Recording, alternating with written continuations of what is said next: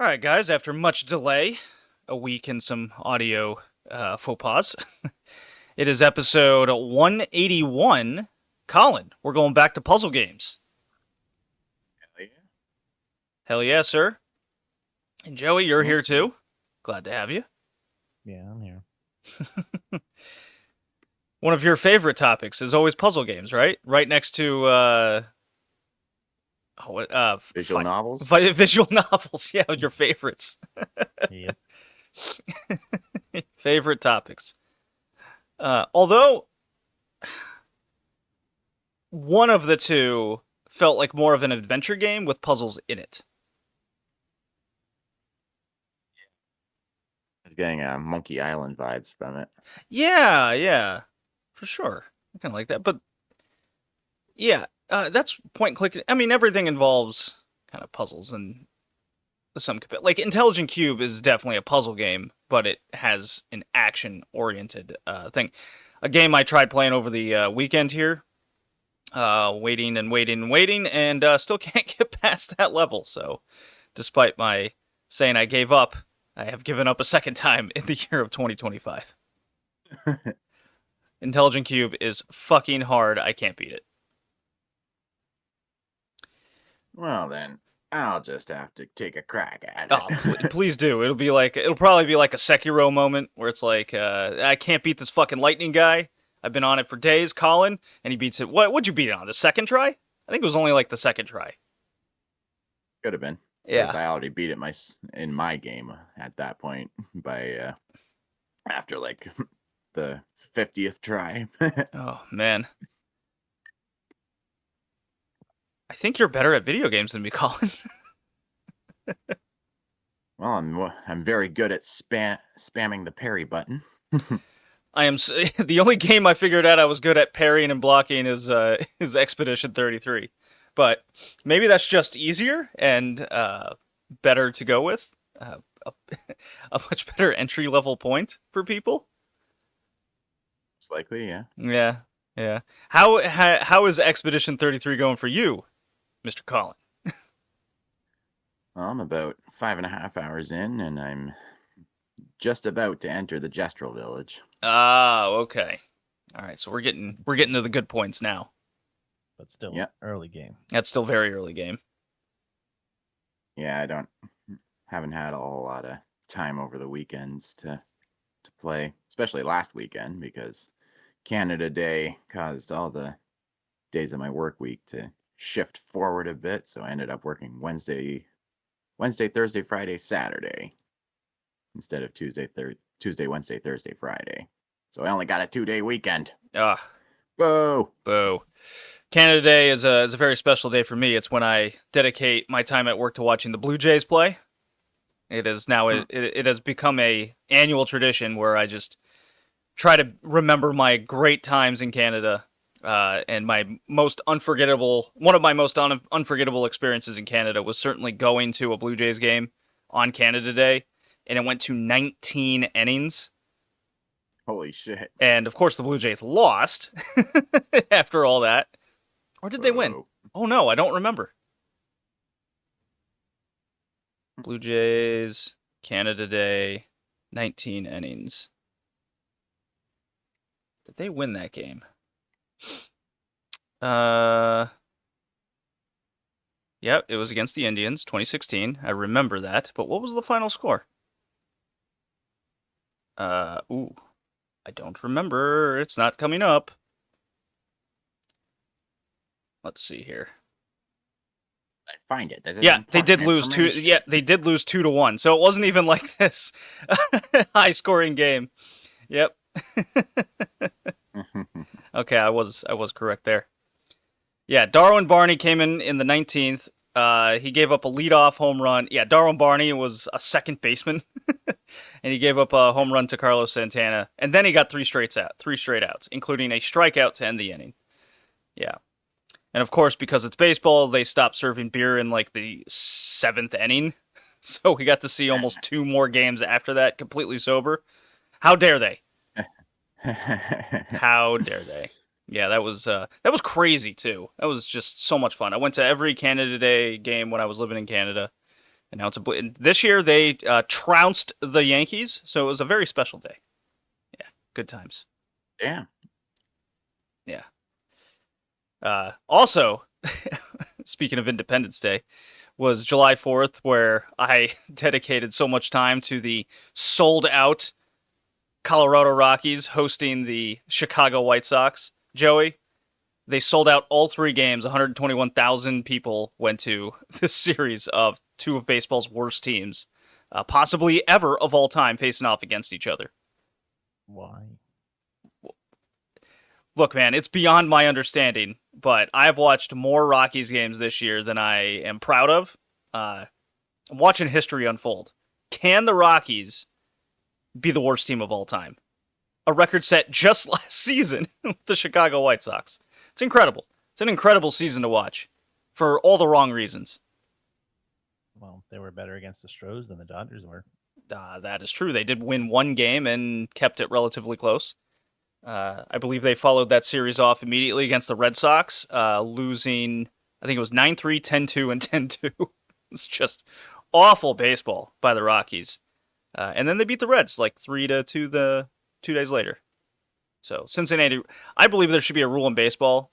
If the White Sox or Rockies beat you, that counts as 2 losses. Yeah. It's bad. Bad teams. So enough baseball talk. How was, Colin, what'd you do on Canada Day? Nothing really. I was still recovering physically from a big, long bike ride I made. I actually biked along the Great Lakes Waterfront Trail all the way from Oshawa to downtown Toronto. Oh, I know exactly that path. You go down Lakeshore, right? Yes. Yeah. I mean, I would frequently take that path at least 8 miles up and back. I didn't get to Oshawa, so to say, but because I used to live on off of Lakeshore, so that was just my kind of morning routine was bike that path. Yeah, it's very nice. Yeah, it really is. I started all the way at Lakeview Park and ended up at Union Station on Bay Street. Mm-hmm. Yep. It was about a 40 or 50 kilometer journey. Whew. Yeah, didn't go that far. Yeah, I thought it would only take 3 or 4 hours. Nope. It took just over 7 hours. Oof. Yeah, Granted, that's a long time. yeah. Granted, I took a few wrong turns here and there because it's not like one all big straight shot. It kind of goes along different like actual roads in the different towns and cities. I mean, Pickering got to be the most confusing. It's all one big like horseshoe shaped Oh thing yeah, around I do recall how inlet. Pickering is. Yeah. Yeah. I mean, they really need to mark the trail a little better at certain points. But I ultimately accomplished what I set out to do. What spurred that The weather decision on? I don't know. For a long time, I had it in mind to just bike all the way from Oshawa to Lakeview or Toronto, just because I knew the path was there, and I thought it would be a nice little thing to accomplish just for myself. And Okay. it's also one of my New Year's resolutions. And then one day, everything just fell into place. The weather conditions were absolutely perfect. All sunny, 0 chance of rain, lasted from morning till night. And I just wanted to do it. And of course, the real problem I had to contend with the whole time was my bike seat. It was really digging into the area between my butt cheeks and my junk the whole time. Your scrotum? More like my taint. The taint area. Bike seats are made to be uncomfortable. I'm convinced of this. Yeah, it's really hard to find anything that really fits your butt profile. Yeah. I even bought one that was like $150 and it was still uncomfortable. Yeah, so why spend the money? might as well just get a regular bed pillow and throw that son of a bitch on there. Yeah. even follow the guidelines like sit on a piece of cardboard, find your sit bones, and match it up to this. I'm like, that didn't work. No, It's still Yeah. uncomfortable. it never works. Yeah. Yeah. Yeah, I spent most of the latter half of the trip doing standing pedaling, Yeah. not even touching my seat. I really need to get my bike repaired desperately, especially about now. Colin, you know something about car repairs. A little bit. Yeah, Just enough for regular maintenance. I'm finally having my first major car repair. It's going to set me back about $1,300, $1,400. The water pump and thermostat went on my V-dub. Shit. That's like when I had to get my transmission replaced at one point. Oof, oh, brutal. That set me back, I think, just over almost 1,700. Joey still has the worst circumstances story to this day. I don't think we'll ever top that. Yeah, both fuel pumps went out of my car. It was $3,500 to fix, Fuck. and that was a couple weeks after I replaced all the tires on mine and my wife's car. So Oh, it no. was like almost $5,000 in car stuff in Ugh. 2 months. Oh, Jesus Christ. God. And here I am working now 60 to 70-hour weeks, just trying to financially recover. Look, man, this economy is just brutal right now on me. Just every single bill and the food bill, like I'm somehow eating less, using less energy, but everything's more expensive. That fucking sucks. Yeah. Anyways, I need to get my bike repaired. That'll be probably the next endeavor after I recover from this auto repair. Yeah, with my bike trip, I was able to catch the GO train back to Oshawa. And my parents were nice enough to pick me up and take me back to my Honda. Because the train station's a bit of a distance away from where I parked. And I took a shower at their place and ate some leftover burgers that they had for dinner earlier. And let me tell you, my knees were so sore the following day. I bet they were. That's a lot of biking. You gotta work. Sure You gotta is. work your way up to that kind of distance, man. I know, but everything just fell into place in that one day. I kind of had to jump straight in. But took a couple of days for it to fade, but just standing and walking could be a bit of a chore during that time. God, and here I am complaining physically about all the lifting I have to do at work over the past couple weeks. Brutal. Are you guys familiar with deionized water columns? No. Barely. Okay. Well, they're exactly what they sound like. They're columns that process into deionized water. I have to use them for certain chemical tanks, and naturally, there's no dolly in the building anymore to roll these things. So they're they're a good 200 pounds. I would say they're 5 feet 10 inches tall, and got to roll them by hand. And of course, no one it helps even wants to. But they're like, Jacob, you got to get these out of here. I'm like, and after all the lifting prior to that, that was what put me over the edge. Yeah, sore. That's when you invest in a dolly of your own. I'm not buying that stuff for work and then having people break it. So just take it home at night. Just get like a collapsible one. I don't know what I'd do with That's what that. I got. Stick it in your car? No, I don't think that would fit. It's too long. No, if it's collapsible, it'll probably only be like maybe 3 feet long. Collapse. I don't. Would that be able to handle the weight? Anyways, whatever. We're getting. This is not relevant. Joey, how was your 4th?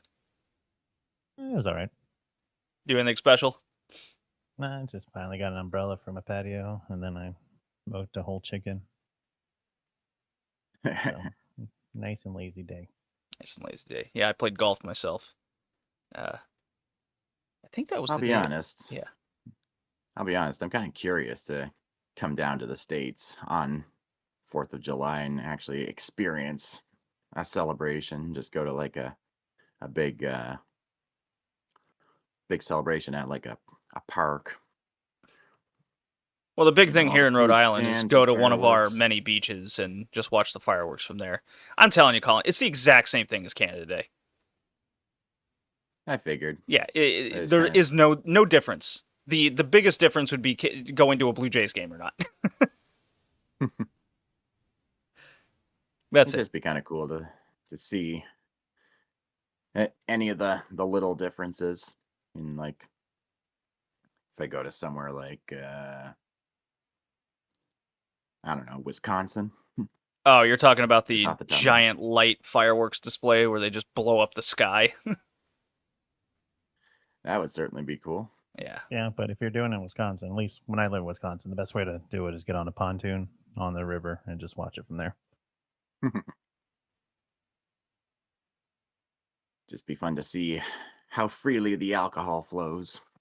Again, the exact same as Canada. I'm telling you, there is no difference between the two holidays. And I believe it guess or I'm just not, thinking, it's the same in Germany for their like unification day, except fireworks are only legal on New Year's, last I remember. that sucks. So I guess barbecue, I'm eating meat, drinking an absurd amount of alcohol. It's amazing how similarities between countries and cultures work on these various country holidays. I guess I'm just thinking of that one episode of Stranger Things that took place on 4th of July. Had the guy on dressed as Uncle Sam on stilts juggling bowling pins and shit. It's kind of what I've got in mind, but like you would know better than me if Canada Day and Independence Day are basically the same, then what the fuck am I talking about? I mean, here in Houston, they have a concert and fireworks they call Freedom Over Texas. So I don't know. Yeah. Yeah, you just if you want like some sort of special event, I know there's a big Canada Day special event in Calgary, that they do. Downtown Toronto always has some big festival going on. Like Joey said, there's a concert in Houston. Toronto had the same thing. Yeah. Yeah. Yeah, Woodbine Beach always has something, a big crowd going down there for fireworks on the lake. Yeah, I I went mean, there for it once. yeah, Canada Day, especially at night with fireworks across Lake Ontario there. Not quite at the airport, but off in the distance. On Yeah. the other side, yeah.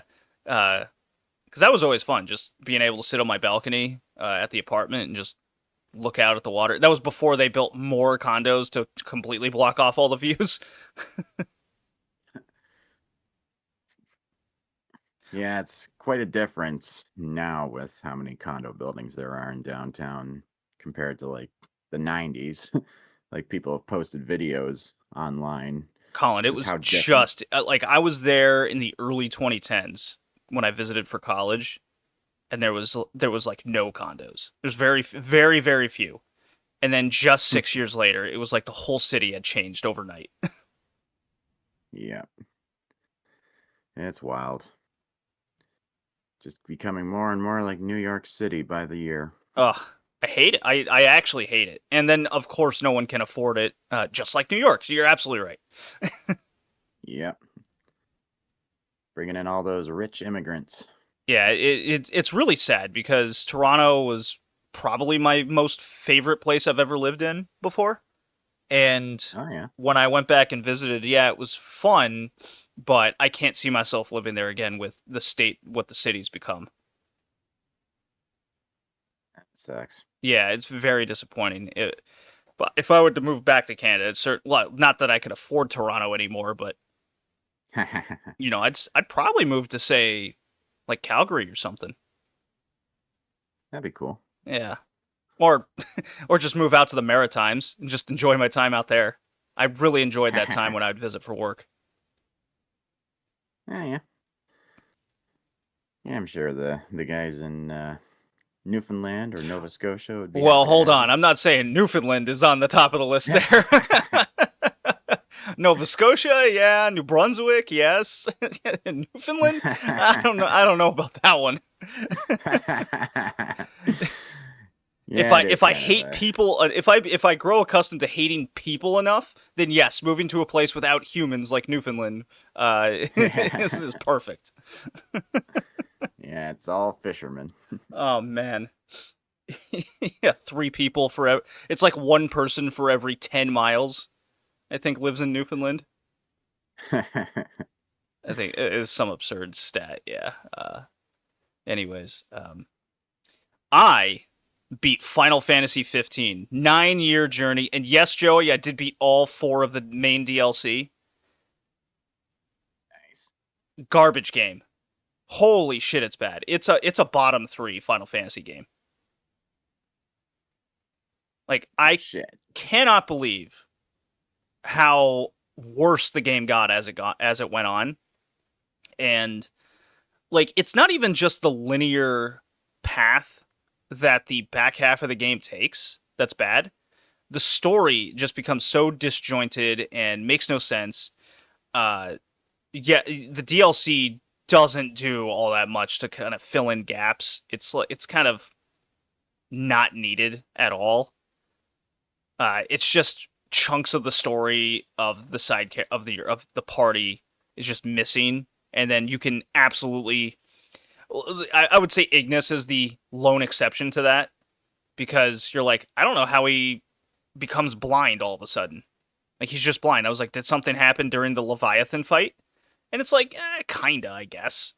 That was like the only one where you needed to play the DLC to kind of get that piece of information. The Arden DLC was very interesting, I guess, from his perspective, but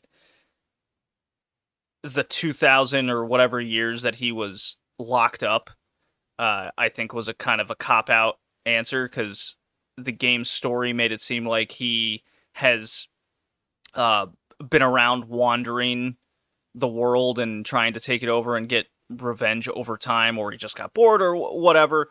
But really, he was just locked up for all this time. He's out, and like a year later, he's destroying the world. I'm like, what? Oh my god, really?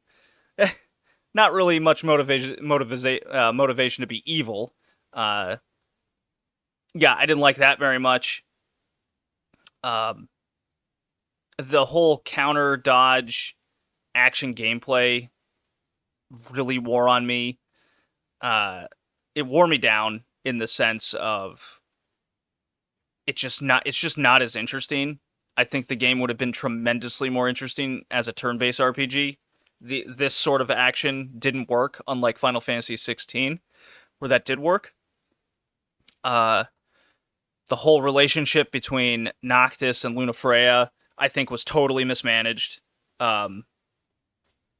It's one of the more interesting part of the game, and it just immediately ends. I thought her death was very quick, and because you don't really get the emotional impact of the two characters, the death doesn't mean very much. You're just like, oh, she's dead now. Okay. Why did Arden stab her? I don't know. Whatever. It's just, is the whole motivation of Arden to do all this so he can finally die? But again, like, all the time frames and how the story plays out, it's very disjointed. The gameplay loop between various side quests and the level up system, it doesn't motivate you to really get stronger. The whole fishing and cooking aspects are cumbersome and annoying more than helpful things in the game.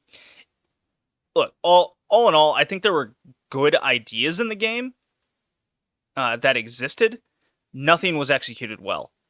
I personally have this as just above Final Fantasy 3 in my worst Final Fantasy list.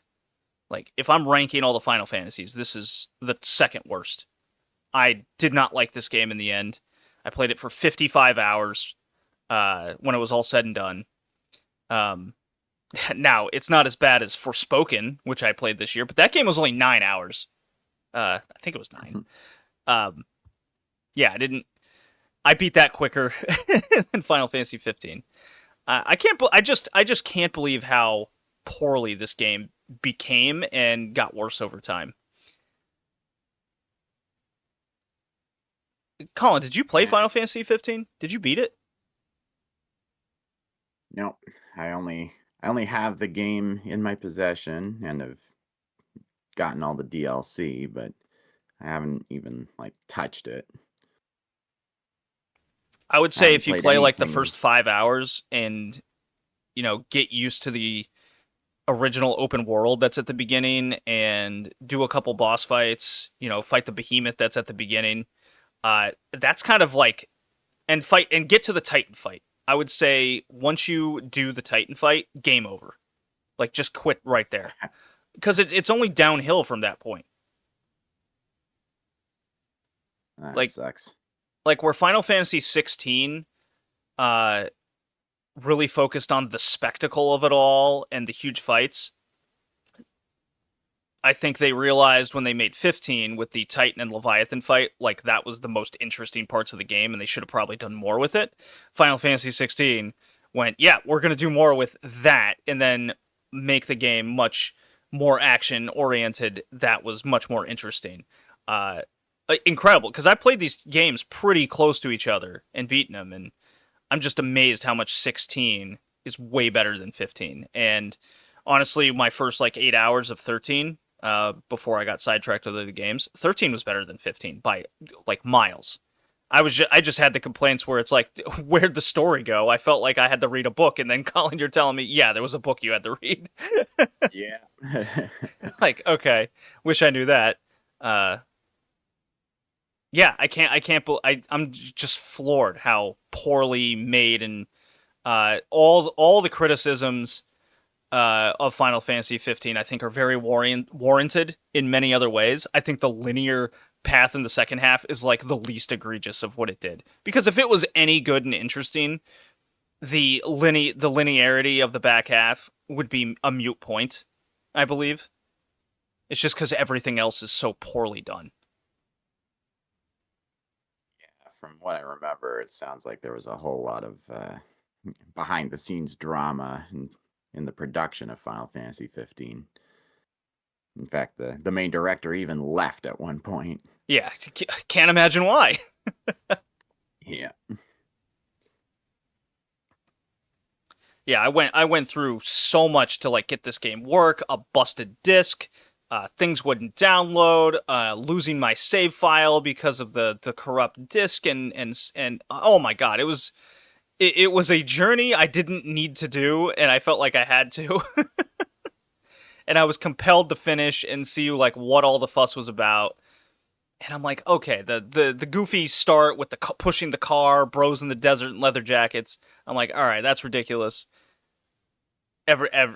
Incredible. I'm like lost for words on how much I want to bury this game. Like it's Joey. Are you familiar with Final Fantasy 15 at all? Nope. Yeah, good. Don't be. Everything I've said is enough. Makes me want to go back and rewatch Yahtzee's review of it on Zero Punctuation. Oh, that should be good. Yeah, I think I'll do that after this myself. A little bit of therapy. Oh man. So I've booted back up Tears of the Kingdom. I'm up to that. I'm in the Gerudo Village. So that's my next big game. Yeah, I went from Zelda Echoes of Wisdom to Final Fantasy 15 to Tears of the Kingdom. And then I think after that, I will try to finish Black Myth Wukong. Cool. At some point this year, I got to get to Elden Ring. I got to do it. Because once I throw that in, that's going to be my life for a while. I can imagine. Yeah, I don't Just think like me with Claire Obscure. Yeah, that game's like excellent. Yeah, because I thought about Death Stranding too. I thought about getting that, but I think I'll just wait a long time if I want to do that game. I've seen some Yeah, just videos. get it That game used. looks fucking weird. Yeah, yeah. Yeah, it sounds like there's going to be a little more emphasis on the action this time around rather than just going places. Well, I've seen some gameplay. It seems like it's more Metal Gear Solid based than the whole backpack adventure that the first game was. Yeah, yeah. I think that's going to be more interesting from a gameplay's perspective. I think the story will make absolutely no sense, just like the first one. Yeah, yeah. And I'm sure there'll be an absurd amount of cutscenes, hours long. Uh, I'm in Of no hurry to course. play. I'm in no hurry to play that one. Yeah, yeah. Still, that electric guitar that shoots lightning bolts is pretty tantalizing. Oh, there's certainly some interesting things that we can get behind. I mean, Kojima's a weird guy to begin with. Yeah. Yeah, there is no game developer quite like him out there. Let's see. We can all agree on that. Yeah. Yeah, games coming out the rest of the year. I guess Ghost of Yote would be the and Phantom Blade Zero. I think those are the two I'm paying attention to the most at this point.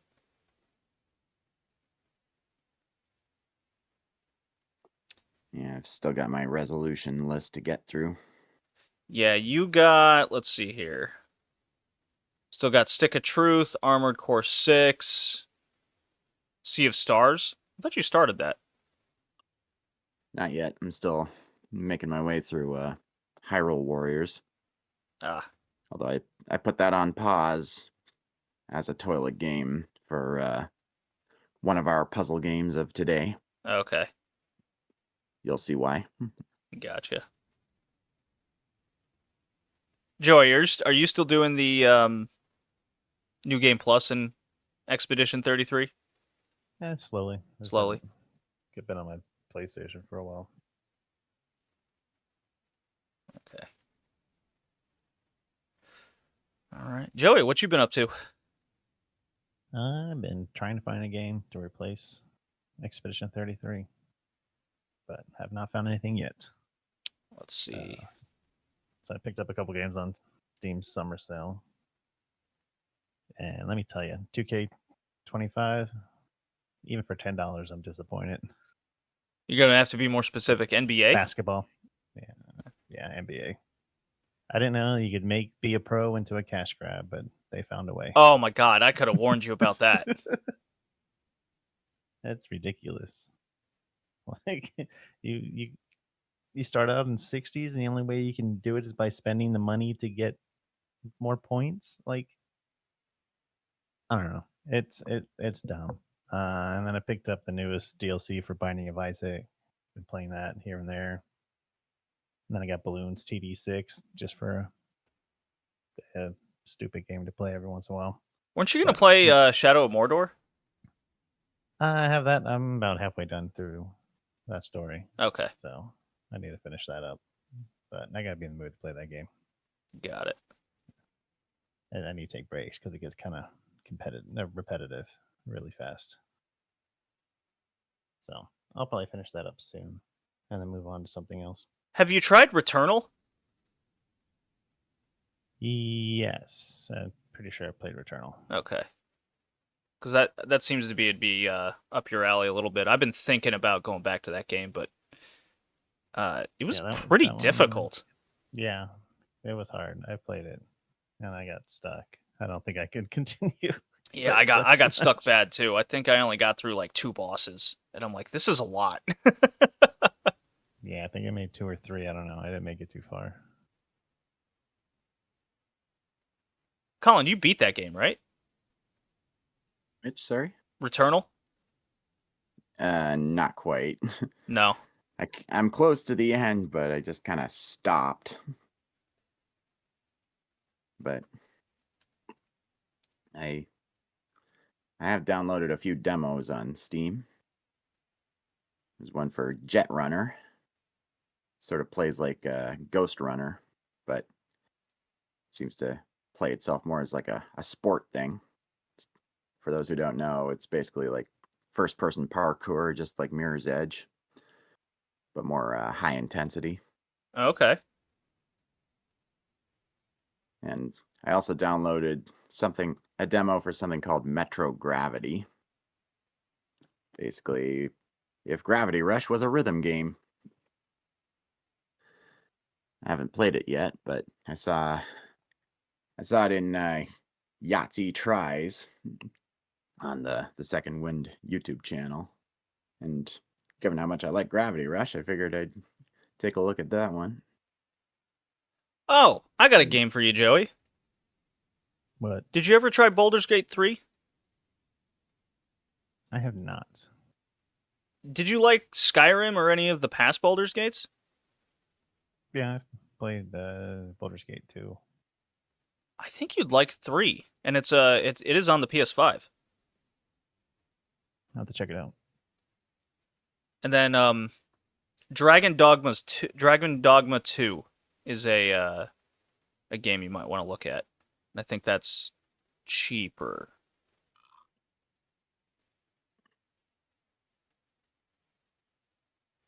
I think those two games could be up your alley, and time consuming on top of it. Since you're into the long games this year, because I'm looking at your list here, you got Expedition at 50, you got Elden Ring at 75, plus Elden Ring again, 38. You played Foundation for 48 hours. You got the long games down this year. Foundation's up to 63 hours. Oh my god. I'll update that.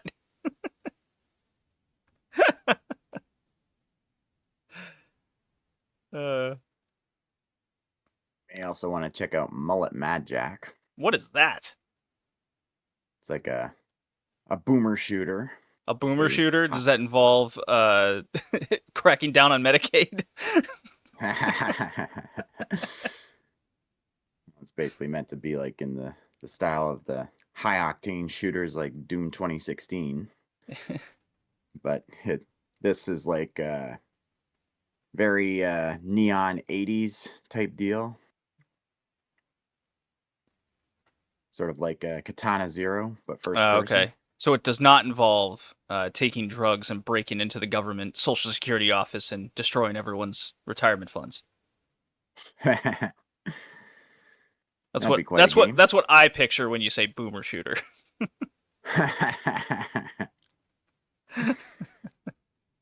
All right. Yeah, I got it. Okay. Shall I play the drop and we talk about these two puzzle games? Let's do it. All right. Sure.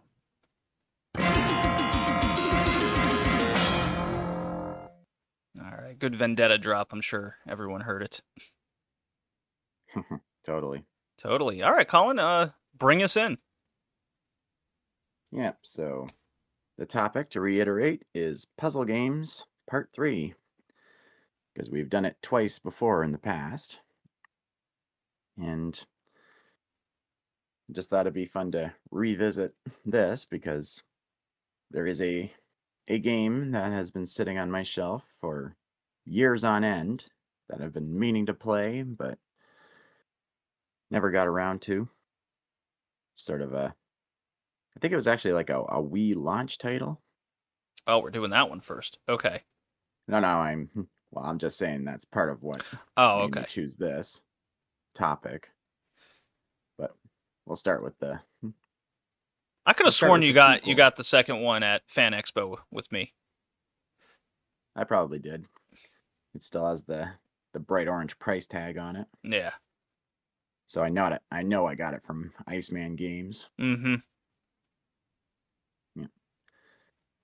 But we're gonna start with a sequel to one of the puzzle games we covered in the previous cast.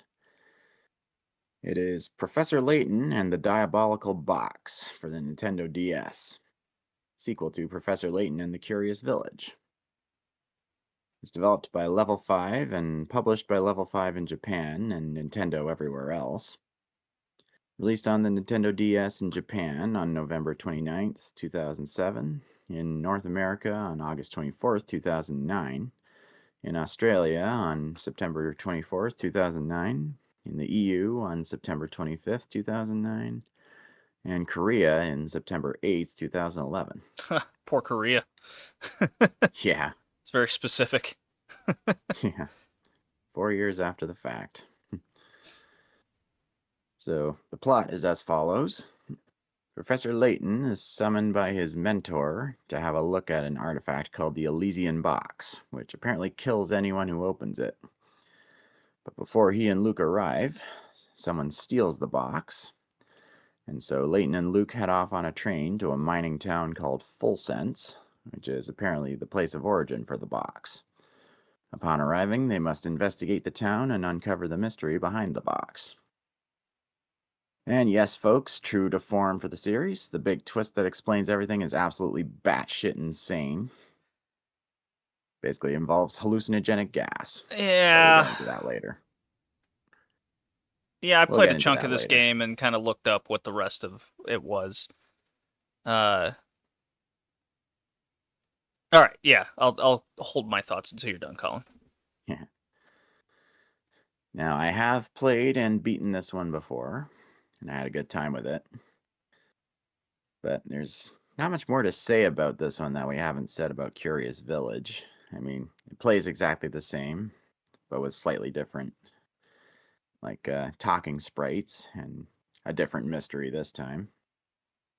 And as I stated in our Curious Village review, there's always a really bonkers twist that explains everything, and this is no exception. And it turns out the reason the Elysian box killed anyone who opened it was due to hallucinogenic gas that, if you truly believe the legend, it becomes a self-fulfilling prophecy. Like if you're convinced it will kill you, then it will kill you. If not, it just comes out, a bit of gas just comes out of the box. And it's also why the town of Full Sense looks so well-to-do despite being abandoned for years, because the lingering gas from mining efforts, because the mining team ended up opening up a pocket of the gas and it flooded the town. And that's why it's people no longer live there. But anyone who goes there hallucinates that it still looks like it's in its prime. And you could make a drinking game out of how many times out of nowhere a character, including Layton himself, will just say, "This reminds me of a puzzle. Care to solve it?" Yeah, well, sure. All right, so I'll step in here. We played Curious Village, very enjoyable. I've played and have Unwound Future, the game after this, with the whole Oh, yeah. with the whole time reversal and the clock tower and all that. This, because I was missing this one, and it's part of the series of 3. I'd say it's the weakest of the 3. Not so much yeah? because the story is strange and how it unfolds. Certainly not my favorite Layton story that we've come across. I think the puzzles are very much too similar to the first game, while the third game I thought switched it up a lot. Oh, yeah. So this falls into that strange category of, did it do enough as a sequel to improve or come up with new ideas, or was it simply more of the Curious Village and they did very little to change? And I think it's that latter statement. I just don't think it did enough to make it feel like a new game. It does feel like a sequel for sure, but so then it comes down to, for me, was the story interesting enough for me to kind of play through it and get through it? And it really wasn't. I could live without playing this game, which I did for many, many years. Yeah, it is basically. It is pretty much Curious Village all over again. Yeah. Is it a bad game by any means? No. No, I can't say that. No. So I think it feels kind of fillery. Yeah, and I just don't think it was really worthwhile enough unless I'm a diehard Professor Layton fan. I'm really into that. So maybe this game hit me at the wrong time. I wasn't in the right mood, or maybe it just didn't grab me as much as other Layton games.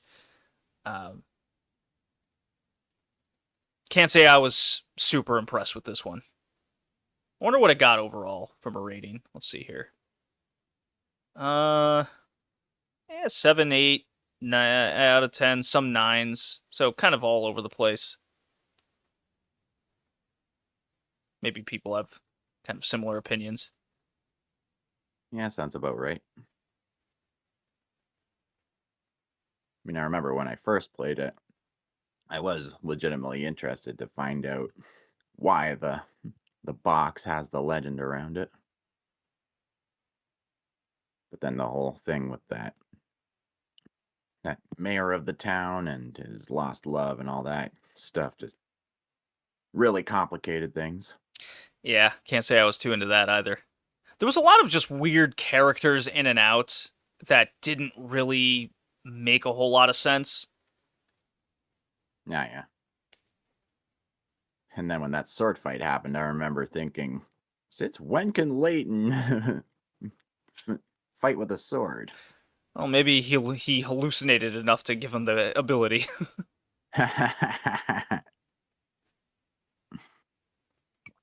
Sure, let's go with that. Yeah.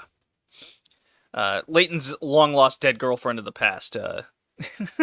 This was not. Definitely not. No. All right, Joey. Time for you to shine. What'd you think of Professor Layton and the evil gassy box?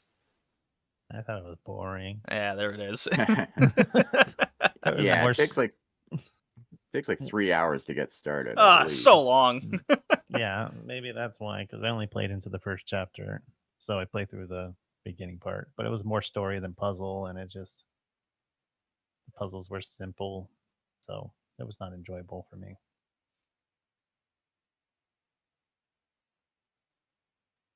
There you have it. Yeah. Although I guess it's worth mentioning that the game is called Diabolical Box here in the West, but in Europe it's called Professor Layton and Pandora's Box. Well, Pandora's box, it's certainly not. Yeah, definitely. And Diabolical, I don't know. Maybe you can like give it to. See, if there was like murder involved with the box, that would feel pretty diabolical. That's what I thought it was going. I thought, because their professor friend or whatever you find dead, I thought, hey, maybe he got murdered because there's some secret cult around this box. But I guess that's not it. No, it's just this box exists more like the tomb of Tutankhamun kind of deal. Yeah, pretty much. I'm gonna fail this Yeah, game actually. Oh yeah. Yeah. I mean, on its own merits, I give it a pass, but certainly not the strongest of Layton games. All right. Well, hold on. Let me get the how long it takes to beat this sucker, and then what it goes for before we move on. People tend to like that. I got some comments about that lately. Okay. Game's about 13-ish hours. You know, for a handheld game, that's pretty damn good. And it goes for about $10, which, yeah, if you're looking to complete the series and all that, I think $10 is fine. You could certainly get it cheaper here and there. So for I guess for the price, the length, and like the game is made well. Like I can't say it's a bad game by any means. I've said that before. So I think in those categories it gets a pass. For me personally, it'll fail just from comparing it to other Layton games and kind of how it goes throughout the story as well. All right. Next game, Colin. All right. Next game is Zack and Wiki, Quest for Barbaros' Treasure on the Nintendo Wii. Developed and published by Capcom. Released on the Nintendo Wii in North America on October 23rd, 2007. In Japan on October 25th, 2007. In the EU on January 18th, 2008. In Australia on February 21st, 2008, and in Korea on April 26th, 2008. Now, the plot is as follows. Zack, a young boy aspiring to be a great pirate, and his friend Wiki, a talking golden monkey who can transform into a bell and turn living things into objects, and vice versa. They get attacked in their airplane by a rival pirate gang called the Rose Rock, sending them crashing onto a tropical island where they end up unearthing a talking golden skull.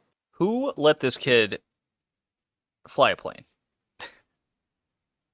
Well, remember, it was the one rabbit the rabbit that's part of the pirate gang that he's part of was piloting it. But then he got spooked and ejected. And then I think These aren't wise decisions by any means. nah, if they hadn't gotten attacked by the Rose Rock, they might have been okay. Yeah, well, you have to assume in this universe that you're always getting attacked by something. Well, in any case, the golden skull turns out to be the skull of Barbaros, the most infamous pirate in history. And he promises Zack and Wiki to lead them to Treasure Island so they can claim his ship, as long as they put the scattered parts of his body back together. So, Zack and Wiki set out on a journey to find and collect Barbaros's body parts and solve lots of puzzles along the way. You know what this reminded me of a little bit? What's that? In Paper Mario Thousand Year Door with the Skull Island chapter. Not entirely sure I remember that one, because I didn't play through the whole game. Okay. It involves looking for a treasure. There's a ghost pirate ship and all that, and naturally it's Paper Mario, so there's some puzzles to solve, but this is clearly like a puzzle adventure. I think it really reminded me a lot of like that section of the game. Obviously not the gameplay itself. This is like a point and click adventure. Yeah. Yeah, I was getting a few Zelda Wind Waker vibes. There's another one right there, yeah. Where you're collecting all the Triforce shards. I mean, at one point you actually have to go onto a ghost ship to collect one. And like you said, JD, the game is very much a point-and-click adventure similar to Monkey Island, though the humor isn't quite on the same wavelength. And I wasn't expecting Zack to be a silent protagonist. His design doesn't exactly scream stoic, though he does convey a lot of personality in his facial expressions and body language. Again, like Link in Zelda Wind Waker. And a lot of the gameplay centers around the motion controls. Although it's all with the Wiimote, you don't even need the nunchuck for this game. It's just too bad the game didn't do well in sales. I could see a lot of games coming out of this. I think it got stuck behind like Ace Attorney in those games, because I think those were coming out at the same time. Probably, yeah. I think. Although they're both Capcom games. Ace Attorney's Capcom too? Yep. Oh, wow, you're right. Okay. I mean, obviously, it's two different teams, but still. But yeah, it's just like the situation with Billy Hatcher and the giant egg. You know what? I was just thinking about Zack and Wiki being like one of those offshoot side GameCube games. Yeah. I mean, whoever has played it or played them likes them, but they just did not do well in sales. Yeah, I mean, that shows. You can still get it for like $10 now, and that's what I spent my money on. Like, I didn't have to spend much on this cast. This, I think, was worth it. I really like this game a lot. Yeah. Yeah, I mean, it was a creative use of the motion controls each time. Yeah, a lot of jack-off puzzles. Yep, shoving the remote forward and backward lots of times. Yeah, interactive puzzle solving with the controller is interesting. Yeah, yeah. I thought with control wise and how the levels were set up, what is there only like 5 worlds, but it functions as one big puzzle kind of deal, Yeah. or is it 3? It's really short in that like condensed sense. The game itself is still like 14 hours. It's certainly not short by any means. Would it have been better if the quote unquote stages, levels, areas were shorter? That way it felt like you were progressing more. I think that's my big question involving this game. I feel like for some stages that would have worked better. And I also feel like some of the stages should have been play tested a little more, because more than once I found myself accidentally putting things into an unsolvable state. Yeah, ways that you can reset the areas would have been super nice. Yeah. You know, kind of like a Zelda game where if you exit that area of a dungeon, like go back out through the room and then go back in, it resets. That would have been phenomenal for this game. There was a lot of little details that this game certainly, I think, needed to put it over the edge, over the top. Yeah, for sure. And some of the puzzles could be really tedious. Like there's one where you have to make a big ice chandelier fall onto a big block of ice containing the chest that you need to open to beat the level. There's way too many steps there. I mean, first you got to drill a hole with the mole drill, because earlier in the stage you have to corner a mole and ring Wiki to turn him into a drill. And then next you got to stick an icicle in it, and then you got to take a hammer that you create out of a boar by ringing Wiki, go back up and whack it. Then you got to go back down and get a frog bomb and stick it in the bigger hole. I know exactly what you mean, and I totally agree, where you can immediately see how to solve the puzzle, but it takes way too long, and it's yeah, I think tedious is the right word to use, because the harder puzzles are much more condensed in an area where they make more sense as you slowly start to solve it. While I think this game has too many of those, the icicle chandelier certainly stands out as you have to traverse this big area and go back and forth constantly to solve something that you already know how to solve just by looking at it once. Yeah. And the game seems to punish trial and error a little too much. Just because so many times when you try certain things multiple times just to check what they do, you end up losing a lot of points on that solution. I mean, I don't care that much about the points, but all the same, it feels pretty harsh. Yeah, I've come across this in Tears of the Kingdom too. So playing these two games kind of close to each other, there's a lot of maybe a lot's not quantifying the right word, but there's enough where it's noticeable to me where you get to a certain device, let's call it, and you just don't even know what it does, and there's no hints to like give you any sort of activation to it to figure out what it does. You're like, okay, there's a target, there's this thing, and then there's 4 other things. What are these devices? There's no context clues to what they even are, and that's kind of irritating to me, because you're not giving us even the idea of what the puzzle could be.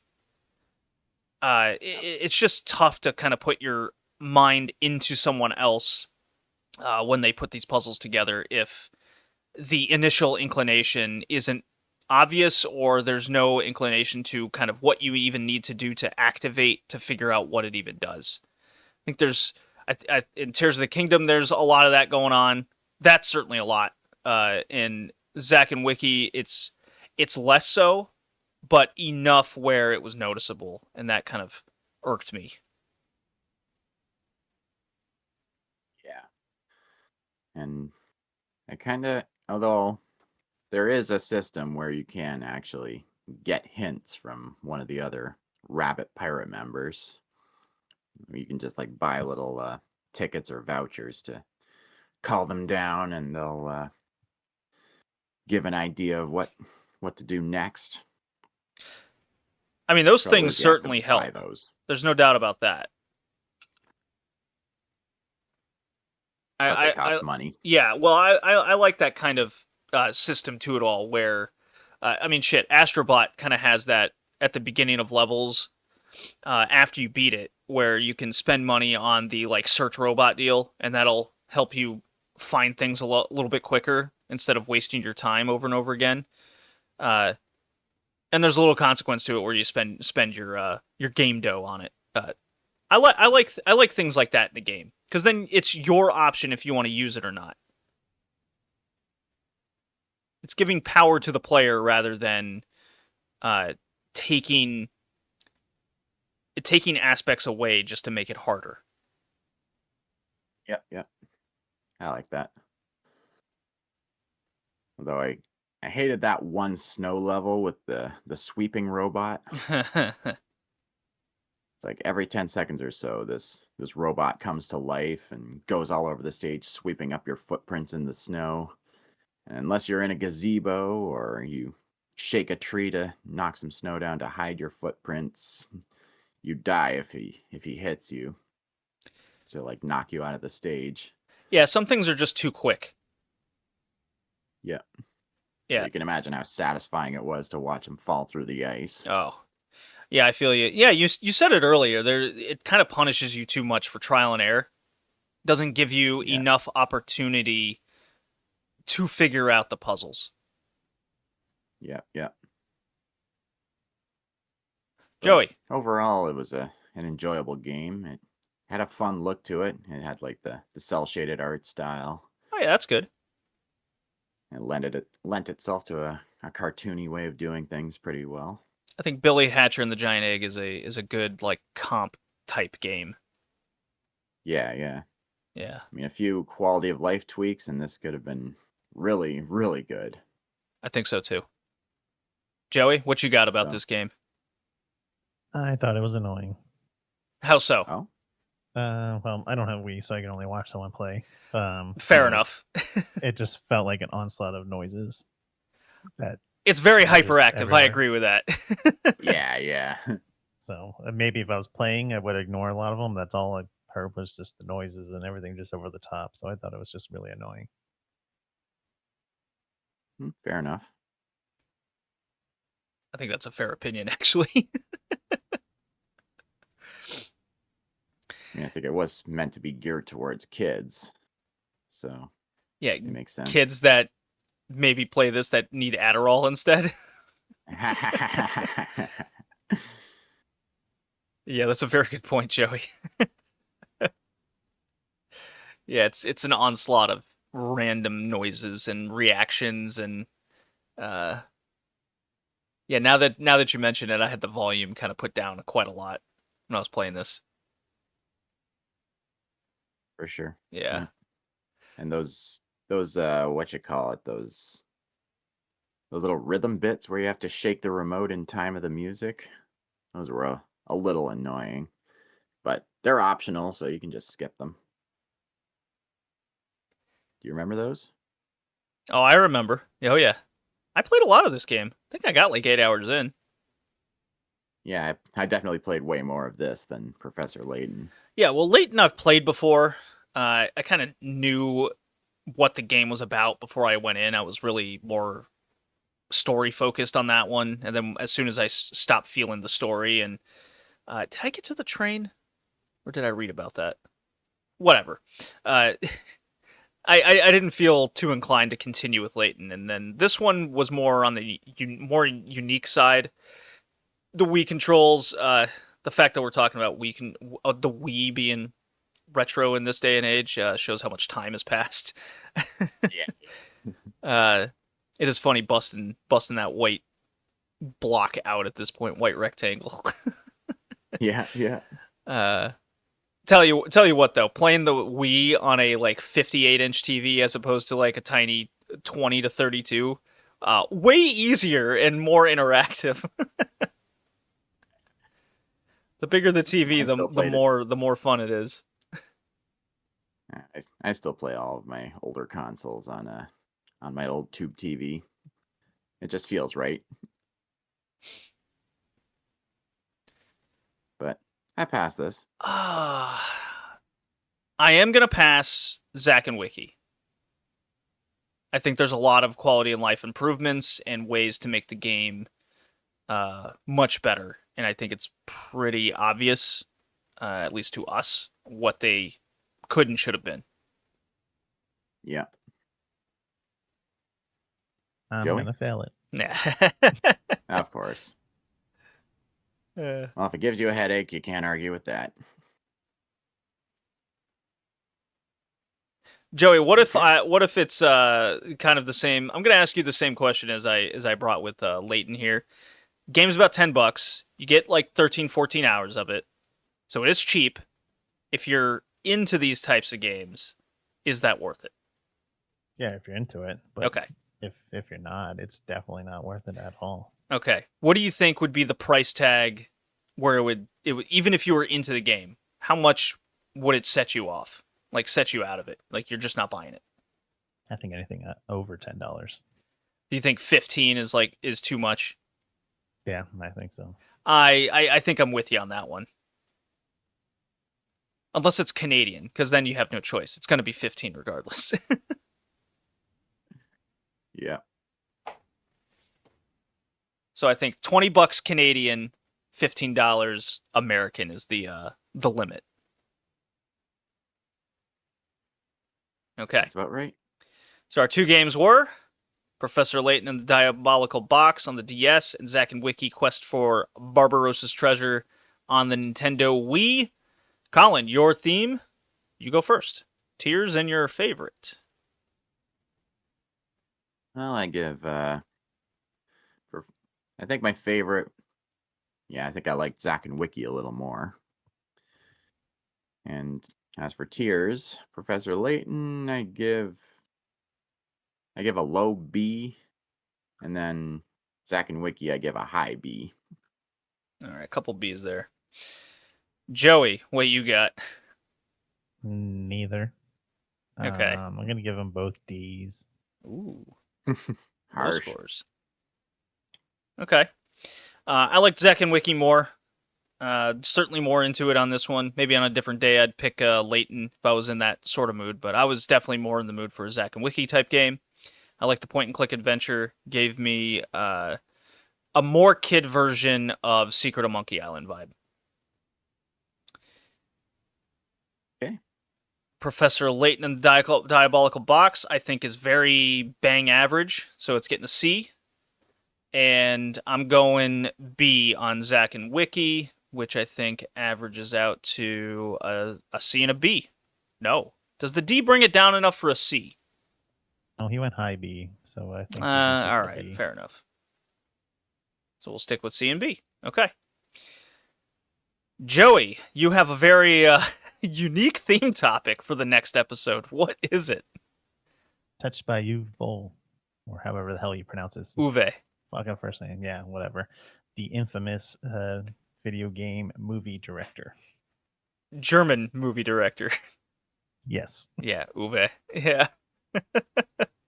So we got two games that he's either directed or wrote or produced a movie in that franchise. Oh my god. That'll be you gotta say. It's gonna be unique. For sure.